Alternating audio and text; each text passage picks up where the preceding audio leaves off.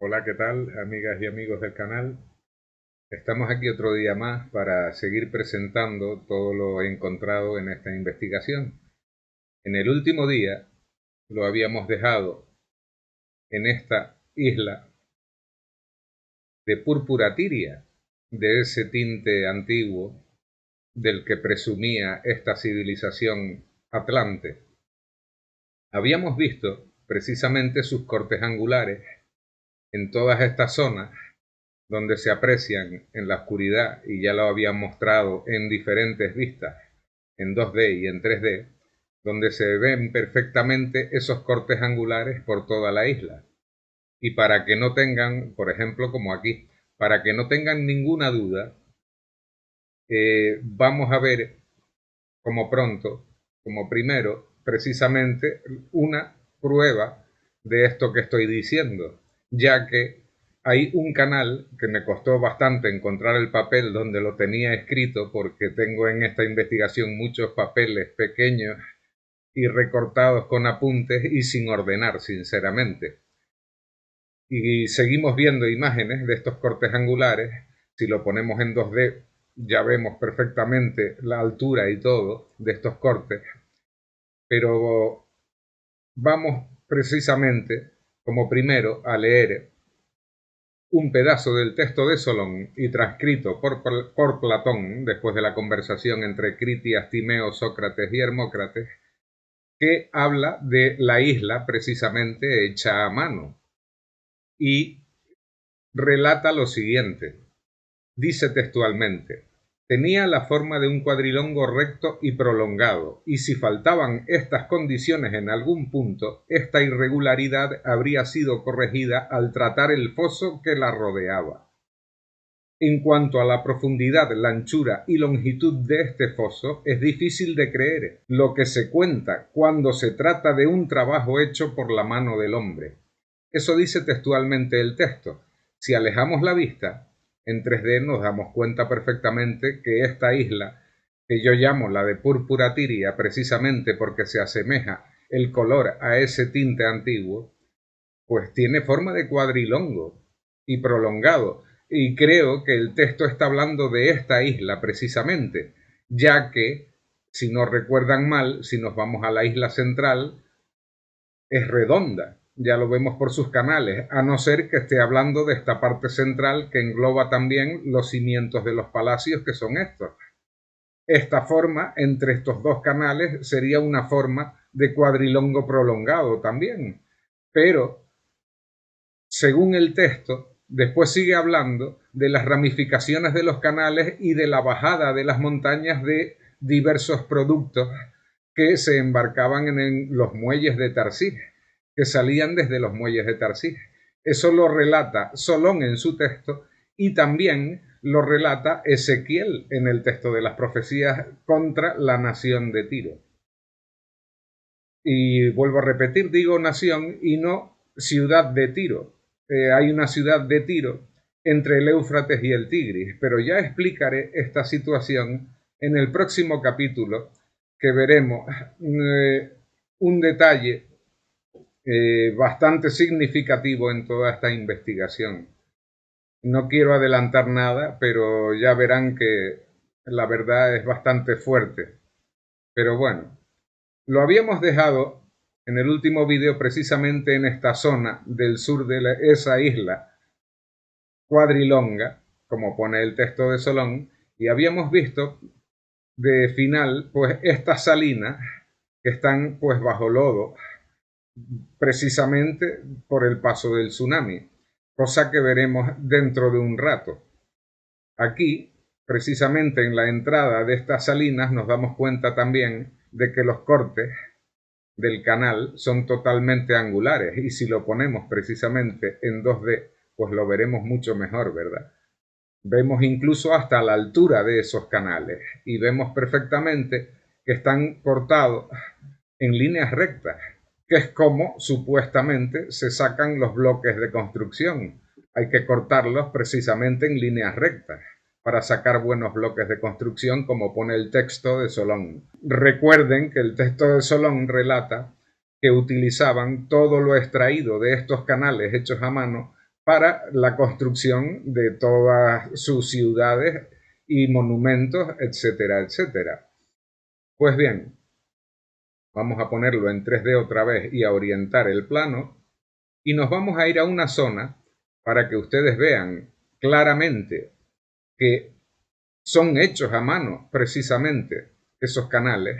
Nos vamos a ir a una zona que está precisamente aquí, justo al lado del hipódromo, del recorrido del hipódromo. ¿Se acuerdan el hipódromo? Esta era una de sus graderíos y el otro graderío estaba justo aquí, al lado del púlpito del rey. Mírenlo aquí, el otro graderío.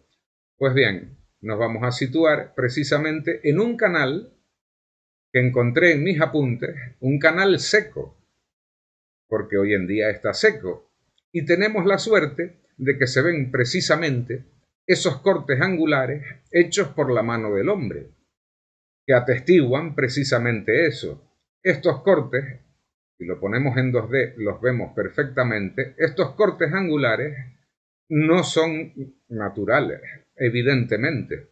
Si paramos la vista ahí, nos vamos directamente a esta zona, vemos totalmente esos cortes angulares que no son nada naturales, evidentemente.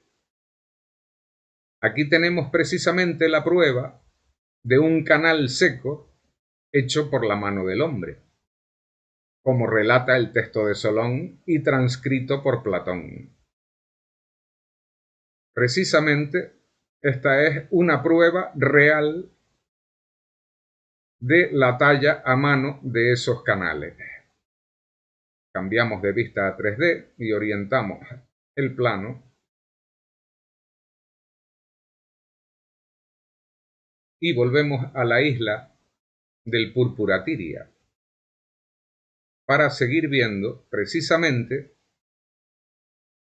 algo bastante curioso, porque el texto habla del muelle de Tarsís. Ya habíamos visto la coincidencia precisamente de este muelle que está aquí, que es un muelle moderno, y conserva todavía el nombre como, si recuerdan, cuando estábamos en Sevilla y vimos el geoglifo del castor en posición de ataque, también conservaba el caño de la encía, el mismo nombre que debería de tener en aquel tiempo, ya que coincidía perfectamente con la encía del castor en el geoglifo. Y hoy en día sigue conservando su nombre, caño de la encía. Pues precisamente aquí tenemos otro ejemplo de otro nombre que perduró durante miles de años, ya que esta civilización, pues yo calculo que existió entre hace 14 y 17 mil años, más o menos calculo yo. Entonces, alejando la vista, nos vamos otra vez al sur de la isla del Púrpura Tiria y encontramos al principio, al lado de las salinas, pues el linde de alguna estructura que hay bajo las aguas de forma rectilínea. Aquí empezamos a ver la recta, un ángulo, otra línea recta y algún codo que otro. Se visualiza pues simplemente este pedazo, pero siguiendo la ribera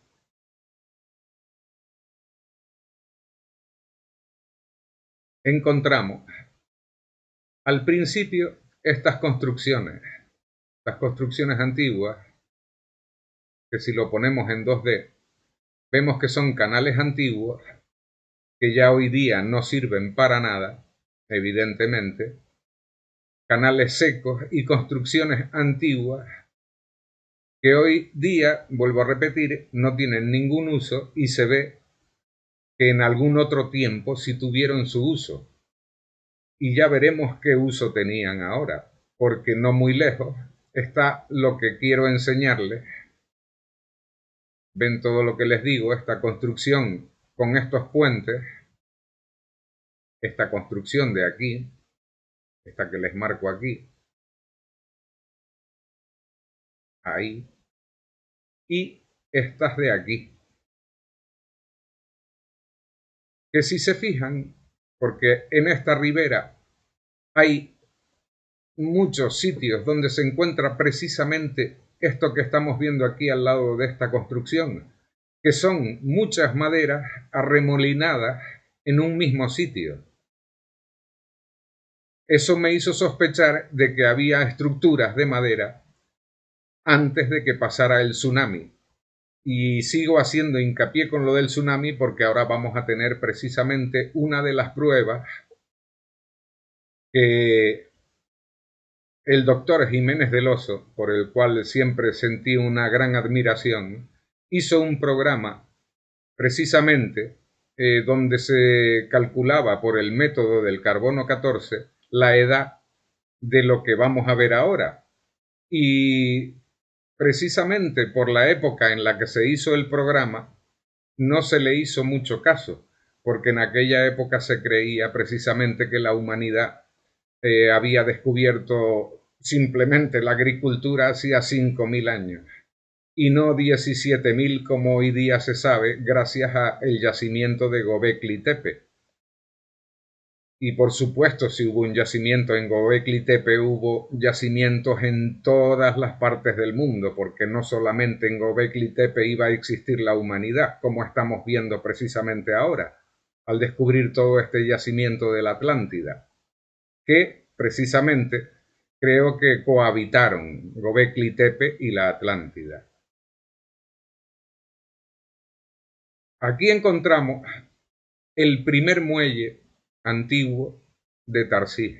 Hoy día la plataforma, la podemos ver aquí, está destrozada por el paso del tsunami, pero se adivinan las rocas y precisamente todavía pues los pilares bajo el agua de ese muelle, el primer muelle de Tarsis. El texto, recuerden que decía que tenía tres muelles principales, Tarsis.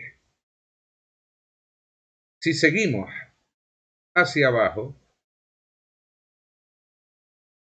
por la misma ribera, encontramos aquí el segundo muelle de Tarsis, los pilares del segundo muelle de Tarsis, porque en realidad no se ve nada más sino los pilares del segundo muelle de Tarsis, pero sí encontramos lo que les decía antes, acumulaciones de maderas rectas y precisamente pues arremolinadas en un mismo sitio, como que algo las dejó a todas en el mismo sitio, ¿no? Alguna fuerza de la naturaleza como un tsunami, que las arremolinó todas en sitios específicos de esta costa. Si seguimos por esa costa, que voy a orientar el plano para que sepan por dónde vamos y aumentar, fíjense dónde estamos, justo por debajo del canal ancho que hay al sur de la isla Cuadrilonga de el tinte púrpura, púrpura tiria, porque provenía de Tiro. Son detalles que todos me llevaron a saber perfectamente que la Atlántida era Tiro, la nación de Tiro. Púrpura tiria está claro, ¿no? Lo que quiere decir, y aparte ya lo veremos en el escrito de Ezequiel, que la nombra como Tiro. Y ya explicaremos por qué de la dualidad de su nombre, Atlántida y nunca serás encontrada, y Tiro. Ya en el próximo capítulo explicaré mi idea sobre esta situación.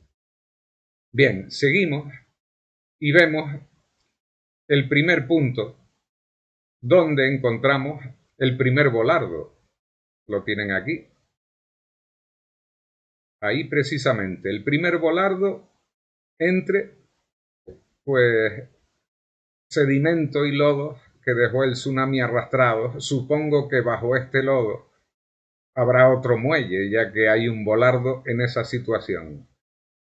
Y aquí empieza lo alucinante. Lo alucinante porque después de encontrar otro volardo, aquí lo tienen a la derecha de esa imagen, de la señal, seguimos encontrando, si pueden ver, las acumulaciones de maderas por todos sitios, como si las hubiese dejado alguna fuerza de la naturaleza, pues precisamente en grupos. Aquí empezamos a encontrar, pues, cosas que sinceramente no puedo decir lo que son, que asoman casi en la superficie. Pero si seguimos bajando por esa misma costa, seguimos viendo como en esta imagen, pues algo más sumergido que no se sabe lo que es si no estamos allí. Eso está claro. Si seguimos bajando, seguimos encontrando volardos. Aquí tenemos dos. E incluso me atrevería a decir que este es un tercero. Pero como no tiene forma circular, vamos a dejarlo así. Vamos a dejarlo en esos dos, simplemente. Si seguimos bajando, aquí vemos otro volardo, precisamente aquí. Voy a aprovechar porque no lo había encontrado hasta ahora y lo voy a anotar. Si seguimos hacia abajo, vemos que ya estamos en una zona donde, fíjense lo que encontramos aquí, una huella de algo que está hundido y que tiene forma puntiaguda, como la proa de una nave, ¿verdad? Una nave, un barco, lo que ellos conocían como una nave. Ya lo pone el escrito de Solón, las nombraban naves. Esa es la primera. Fíjense ustedes aquí, otro barco hundido. Y fíjense, y otro más, y otro más, y otro más, y otro más, y otro más, y otro, y otro, y es un no parar, y otro más, y otro. Para no cansarle, si aumentamos, hay 36 pecios hundidos en esta parte, donde encontramos, aquí tenemos escaleras de un supuesto muelle antiguo que había en esta zona. Eso está claro que son unas escaleras. Pues lo único que asoma, pues de todos los lodos que arrastró el tsunami. Si nos fijamos precisamente enfrente, volvemos a encontrar lo mismo. Apilamiento de madera y de precisamente con formas cuadrangulares, líneas rectas, pero que por supuesto ya han perdido su forma de línea recta por el empuje del agua. Pero empezamos a ver, pues desde esta parte sur de todo este litoral, los pecios, muchos pecios. Aquí tenemos el tercer muelle de Tarsis. El antiguo muelle de Tarsis. Esta es una de las pruebas de por qué empecé a decir desde el principio que los otros dos primeros muelles eran muelles de Tarsis también. Aquí tenemos el tercero. Ya cuadra todo precisamente con el texto de Solón y transcrito por Platón. Todo es real. 36 pecios sorprendidos, hay que decirlo, por el tsunami, porque algunos podemos ver perfectamente que están todavía, incluso como este pecio de aquí, apuntando al volardo donde estaba atracado, e incluso el de al lado, también está apuntando a ese volardo. Cosa curiosa, ¿verdad? ¿Estarían atracados? Hay muchos así, apuntando a los volardos, como estos dos de aquí. Estos dos de aquí están apuntando descaradamente a estos volardos que hay aquí.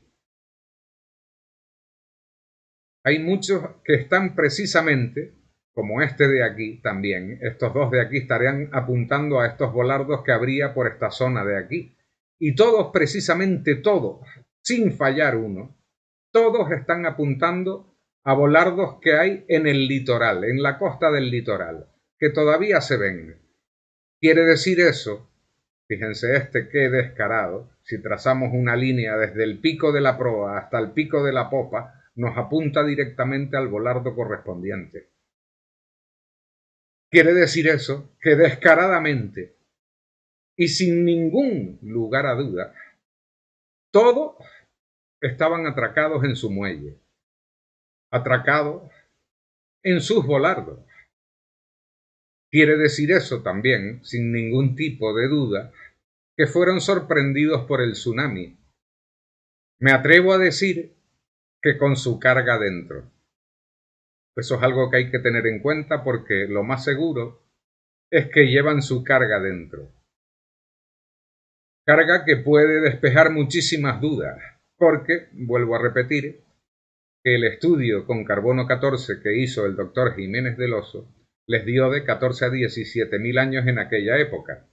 En la época actual, supongo yo, que tendrá que dar pues una edad más exacta. Yo me quedé sorprendido de encontrar estos 36 pecios, cuya construcción, como pueden ver,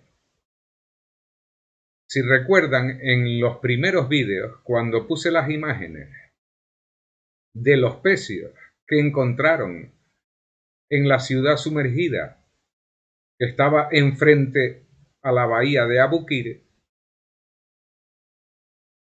se encontraron unos pecios que no se reconocía su forma de construcción ni su procedencia. Lo comenté precisamente en el primer vídeo. Quizás y solo quizás, y podría decir que estoy casi seguro de ello, la construcción de esos pecios es exactamente igual a la de estos pecios, puesto que para mí sospecho con un alto grado de probabilidades de que son pecios de la Atlántida los encontrados allí. Puesto que si estos fueron sorprendidos por el tsunami, y si recuerdan a lo largo de esta investigación por las huellas dejadas en la entrada al valle del Mediterráneo, las huellas dejadas por el agua, Solón tenía razón en su escrito de que era un valle y se producían pequeñas inundaciones antes del tsunami que rellenó al mismo nivel el Mediterráneo y el Océano Atlántico. Pues bien, ¿cuántos? Esa es una de mis preguntas. ¿Cuántos barcos tuvieron que caer antes de que se nivelaran el agua del mar Mediterráneo y el Océano Atlántico? ¿Cuántos barcos tuvieron que caer por ese estrecho con esa diferencia de nivel de agua, verdad? Los últimos que entraron, muchos seguro que se salvaron, pero los primeros en esa caída es como caer pues por una catarata, ¿verdad? Porque precisamente era eso, una catarata. De agua salada, pero una catarata. Entonces, pues, hay muchas preguntas que me he hecho sobre este asunto. Por ejemplo, la del mecanismo de Antiquítera. No se conoce civilización alguna que tuviese ese alcance de aparatos de navegación, ¿verdad? Pero, precisamente, en el texto de Solón, habla que este muelle de Tarsis tenía sus barcos atracados con todas las artes y todos los aparatos para su navegación. ¿Quién me dice a mí que uno de esos aparatos no era el mecanismo de Antiquítera y que precisamente en esa caída desde el Océano Atlántico hasta el mar Mediterráneo, hasta que se nivelaron las aguas, pues ese fue uno de los barcos que primero cayó con ese desnivel de agua y primero se hundió pues con el principio de esas inundaciones, ¿verdad? Es algo que me ha dado mucho que pensar, sinceramente. Si nos fijamos, en cada marca tengo precisamente un pecio. Yo he contado 36. Si quieren, volvemos a contarlos. 1, 2, 3, 4, 5, 6, 7, 8, 9, 10, 11, 12, 13, 14 el que está en medio de estos dos, aquí,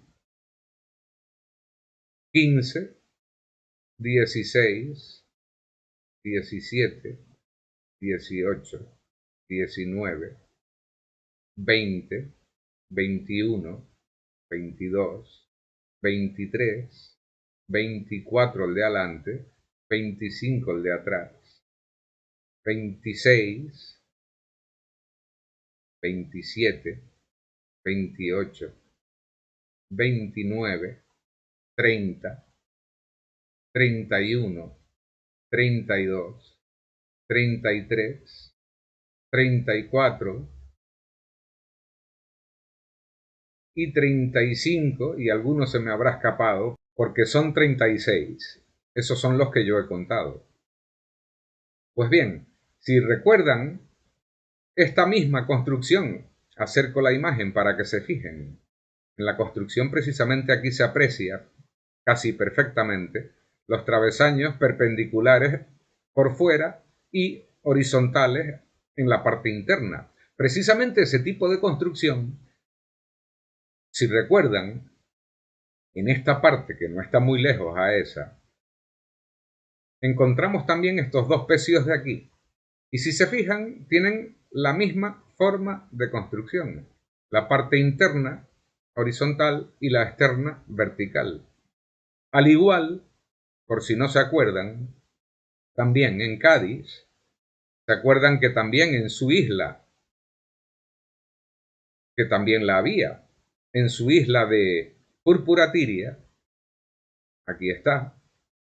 Acuérdense que en esta zona del norte también estaban estos pecios de aquí, que para mí tienen la misma construcción, exactamente la misma, por lo tanto deben de coincidir en la época de construcción, ya que si recuerdan aquí tenemos esta huella circular al lado de los pecios que a mí me hace sospechar, al igual que esta formación, que es precisamente la punta de un muelle, ya que están estos pecios aquí al lado, que como pueden ver son 4 pecios que hay aquí, aparte de algunos más que hay al otro lado del puente moderno, como este de aquí, pero la verdad, a la profundidad que está no me atrevo a decir de qué época puede ser. Pues bien, llegamos otra vez a la misma situación en la que estábamos, al muelle de Tarsis, el verdadero muelle de Tarsis, de Tiro o Atlántida, como lo quieran ustedes llamar. Y ya veremos que tengo razón precisamente con los dos textos, con el texto de Solón y el texto de Ezequiel, de las profecías de Ezequiel contra la nación de Tiro, donde habla precisamente de Tiro y de su muelle, Tarsis, que era su capital, la de Tiro, al igual que el texto de Solón habla que Tarsis era la capital de la Atlántida. O sea, ya entre los dos textos sabemos ese detalle certeramente, la verdad. No hay que pensarlo mucho. Que Tiro es la Atlántida.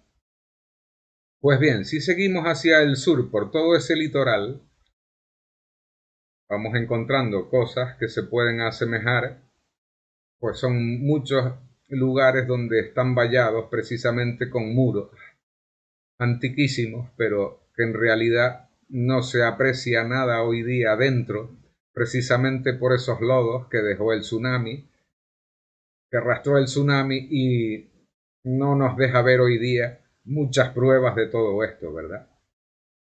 Pero bueno, si llegamos más al sur, nos vamos a esta isla de en medio, que aquí hay muchas sorpresas, y encontramos precisamente algo que nos va a dar un detalle de lo que yo llamo, y ya lo veremos en el próximo capítulo, he estado pensando mucho sobre ello, si comentarlo o no, pero la verdad, empecé a hacer estos vídeos para mostrar todo lo que había encontrado y he llegado a la conclusión de que tengo que mostrarlo, aunque me dé mucho que pensar. Tengo que mostrarlo. Lo que viene en el próximo vídeo y que tiene mucho que ver con esto que vamos a ver ahora.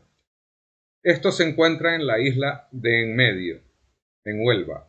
Resulta que en estas islas se encuentran muchas cosas curiosas que no se les ha dado sentido hasta ahora. Por ejemplo, una de ellas es que en estas islas hay una parte de ellas que precisamente indica también la dirección del tsunami, donde se encuentran muchas cerámicas de colores.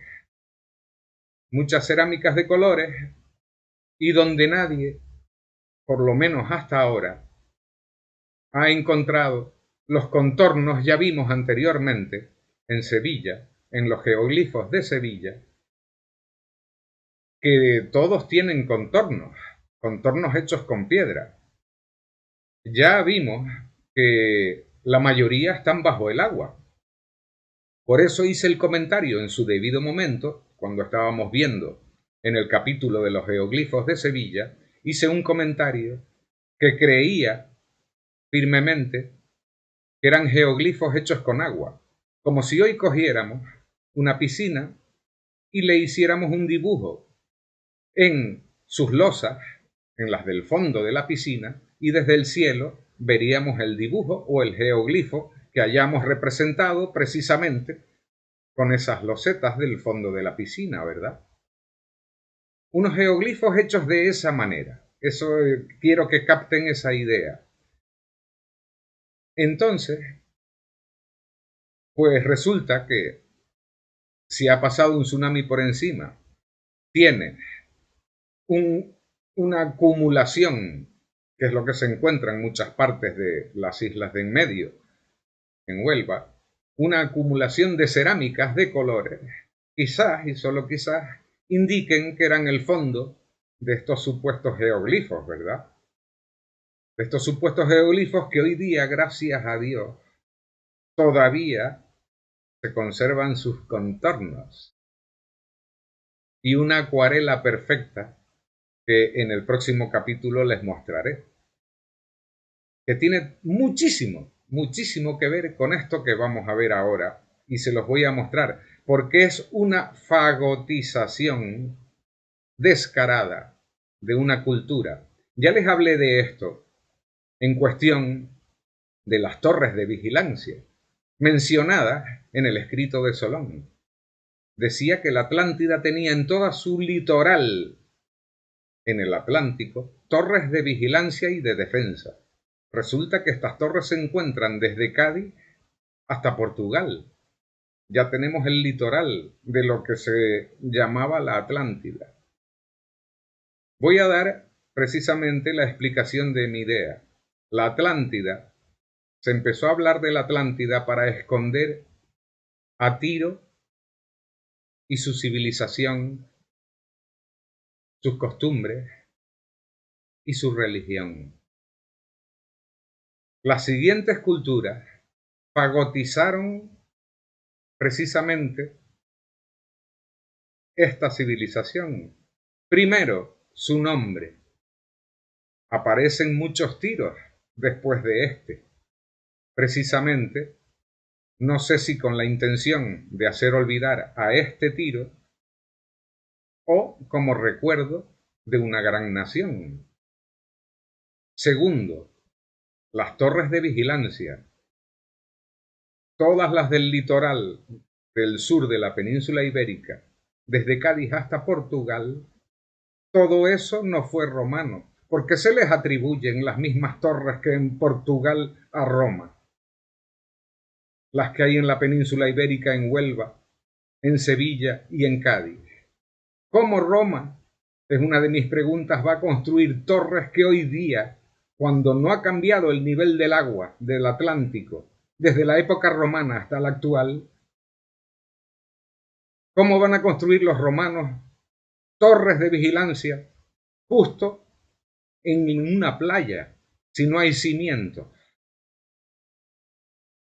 Porque si era una playa en aquella misma época, donde mismo están hoy, no hay cimientos en una playa. A ver quién se atreve hoy día a construir una torre en una playa, encima de la arena. Habría que llegar precisamente a cimientos duros. Por lo tanto, esas torres no eran romanas, eran de otra época. Ya hemos visto también que esta civilización perteneció al final de la última glaciación, la cual los paleoclimáticos dicen claramente que el final de la última glaciación duró menos de 10 años. Por lo tanto, imagínense la diferencia de nivel de agua en el Atlántico. Variaría, pues al año ya estaría en otro nivel más superior, de acuerdo con el deshielo de los polos. Se iría rellenando el Atlántico, por lo tanto, es normal que hoy día, como se encontremos construcciones bajo y fuera del agua. Porque antes de que rompiera el estrecho de Gibraltar y anegara el valle del Mediterráneo, tuvo que subir mucho el nivel del Atlántico para ejercer la fuerza adecuada para romper esa montaña, esa unión entre África y el sur de la península ibérica. Por eso, la mayoría de las cosas de esta civilización las encontramos en tierra, porque fueron del final de la última glaciación, antes del tsunami que comenta Solón en su escrito, que barrió todas las civilizaciones del Mediterráneo y aparte, pues la guerra que tenía su transcurso en esa época. Y barrió con los ejércitos de la Atlántida y de el Ática. Pues bien, vamos a ver lo que hay aquí. Encontramos ruinas que hoy día se dicen romanas. Yo no lo dudo. Esta, por ejemplo, no lo dudo. No lo dudo en absoluto que sea romana. Por supuesto que no. Pero si nos venimos a este lado, encontramos esto, esta curiosidad de aquí, que si alejamos, vemos un templo. Vamos a medirle su cara desde aquí hasta aquí. A ver, perdón, porque es que llega hasta aquí, ya vemos que ahí, hasta aquí. Perdón, hasta aquí. Mide exactamente 62 metros. La cara, una cara. Y el lado más estrecho mide 24-25 metros. Y fíjense lo que hay encima. Otra construcción romana. Quiere decir eso, que o hubo aquí una intención clara de borrar lo que había debajo, o algo pasó, ¿verdad? Una fagotización de culturas y de costumbres. Vuelvo a repetirlo, no olvidemos que el escrito de Solón dice claramente que esta civilización escribía sus leyes en roca, tenía piedras de fuego, como pone el escrito de Ezequiel, y veremos varias cosas más que nos darán muchas sorpresas en el escrito de Ezequiel. Aquí tenemos, vuelvo a repetir, una prueba muy clara de una fagotización de una cultura a otra, ya que unas ruinas romanas están encima de otras muchísimo más antiguas. Si nos vamos a este lado de aquí y lo ponemos en 2D, vemos esta sublevación cuadrangular que para mí es de la misma época. Es algo curioso, pero se aprecian perfectamente, como podemos ver ahora. Las 4 esquinas de algo cuadrangular que hoy día, por supuesto, por eso digo que es de la misma época, está bajo lodos del tsunami. Bajo lodos del tsunami Lo paramos aquí y vemos precisamente la línea recta que nos lleva hasta este otro lado y vemos que está sublevado por todos sitios y que tiene pues una forma cuadrangular, aunque por este lado de aquí le sale como una protuberancia. Pero como todo está bajo tierra, pues no se aprecia lo que es. Debería de ir un equipo arqueológico, sinceramente, y sacar todo esto a la luz. Orientamos el plano y vemos la situación exacta de lo que yo llamo una fagotización descarada de una civilización a otra. Vuelvo a recordar también, aparte de lo de las torres, lo de las salinas, y a recordarles a todos ustedes que a un imperio como al romano, cuando ya en su época había mar Mediterráneo, mar Muerto, mar Caspio, mar Rojo, ¿cuántos mares? ¿A quién le iban a vender la sal? A las zonas internas, pero tantas salinas. Si es que hay muchas zonas de costa ya con agua de mar como para hacer salinas. Los romanos no necesitaban tantas salinas en el sur de la península ibérica para nutrir de sal a los pueblos del interior. Ya había mares por todos sitios, pero lo que conocemos como la Atlántida y lo que ya sabemos que era la nación de Tiro, sí, porque el mar Mediterráneo, el Caspio, el mar Muerto no existían, y el mar Rojo ya hemos visto sus calzadas. En sus profundidades, quiere decir ello, tampoco existía.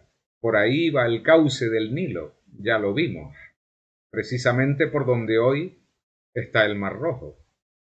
Y en el cauce del Nilo ya vimos las calzadas que van de una ribera a otra del Nilo por todas las profundidades del mar Rojo. ¿Y esto qué quiere decir? Pues que lo que está claro es que las salinas eran de la Atlántida o de Tiro, como lo quieran llamar, no eran romanas. Los romanos pues aprovecharon las que quedaron sin lodos marinos y por culpa del tsunami, pero encontramos hoy día muchas tapadas por los lodos del tsunami e incluso muchas por debajo de los niveles actuales de agua, que eran los mismos, vuelvo a repetir, que había durante el Imperio Romano. Por lo tanto, los romanos no iban a construir salinas por debajo del nivel del agua, ¿no? Cosa que es otro dato que me da la razón en lo que digo. Y bueno, aquí tenemos algo muy curioso, que es una línea recta en el terreno, que ya, si se acuerdan, veíamos siempre que este tipo de cosas suelen ser cauces de agua antiguos, ¿verdad? La verdad es que no le he encontrado ningún tipo de explicación a esta línea en el terreno, que se aprecia perfectamente. Por lo tanto, pues no le voy a dar ningún tipo de solución. Pues bien, hoy hemos visto los 36 pecios de la Atlántida, que la verdad es que es alucinante que todavía estén atracados, pero esa es la realidad. Fueron sorprendidos por un tsunami. Acuérdense de suscribirse al canal y de ver los vídeos desde el principio, porque en todos los vídeos hay precisamente descubrimientos nuevos y todos son reales y se ven por Google Maps o Google Earth.